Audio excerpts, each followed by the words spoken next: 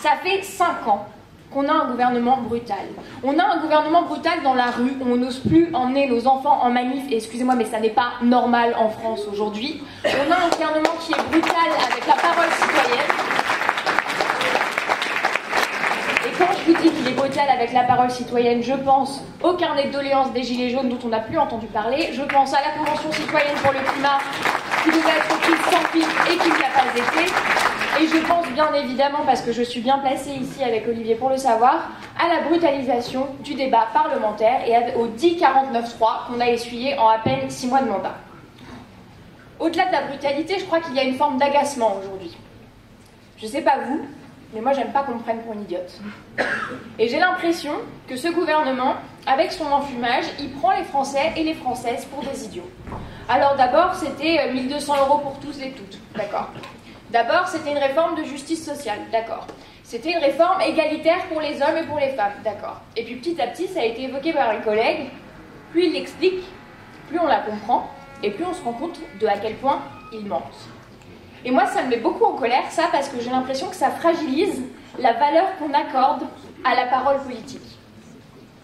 Et ça, c'est plus possible. En fait, ça, on en a ras-le-bol. Et je crois que moi, je fais en plus partie d'une génération qui refuse ça, qui a envie de nouvelles pratiques, qui a envie de vérité, d'authenticité et d'honnêteté. Et je crois qu'avec la NUPES... Et ce qu'on oublie dans tout ça avec cette réforme, ce que veut nous faire oublier le gouvernement, c'est que nous, ce qu'on essaye de faire, c'est d'interroger la place du travail dans notre société. Et Eliane l'a très bien dit avant moi. Nous, ce qu'on prône, c'est un droit au repos, et c'est de remettre le travail à sa juste place. On ne dit pas qu'on n'aime pas le travail. On aime le travail, et on aime le travail bien fait. Mais on dit juste que le travail, il doit être à sa juste place et il ne doit pas prendre toute la place. Parce que pour rappel, le taux d'emploi des 55-64 ans, c'est 56%.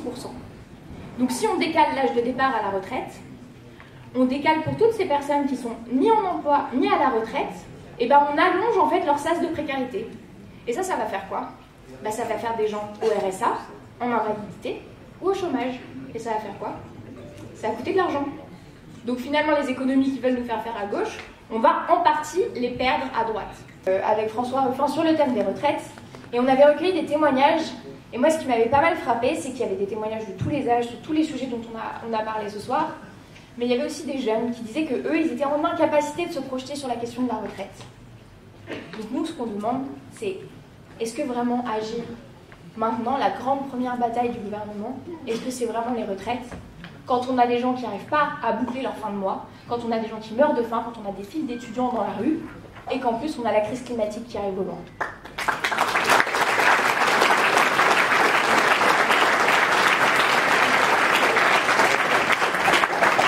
Pour celles et ceux qui me connaissent un peu, vous savez que la question des droits des femmes me tient beaucoup à cœur. Et ce qui me met beaucoup en colère avec ce gouvernement et avec cette réforme, c'est qu'on instrumentalise les droits des femmes pour nous faire passer la pilule. Et ça, franchement, je trouve ça inacceptable. On ne peut pas nous dire aujourd'hui que cette réforme va avancer la cause des femmes. C'est faux. C'est faux pourquoi?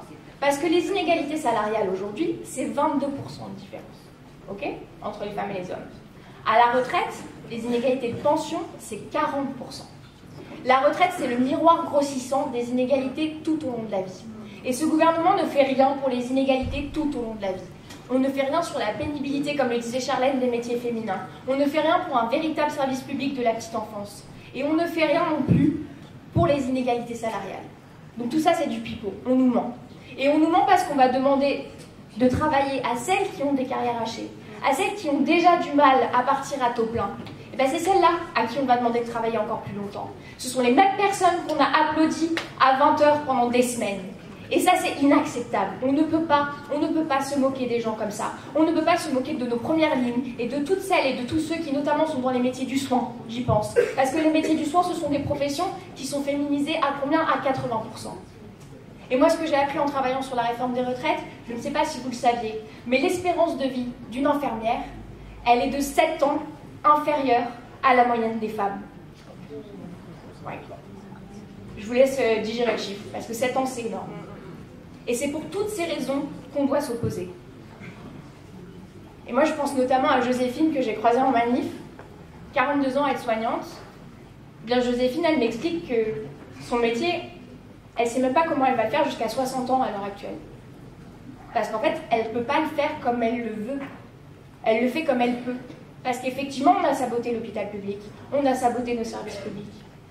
Et donc forcément, elle ne peut pas faire son métier correctement. Donc c'est dur, donc elle songe à se reconvertir, alors qu'elle avait une vraie passion pour son métier. Et moi, je pense à un commerçant aussi dans la circonscription, qui m'a dit qu'il avait une femme de 65 ans qui a candidaté pour faire la plonge. En fait, à 65 ans, on a envie de prendre la vaisselle des mains à cette femme. On n'a pas envie qu'elle fasse la plonge.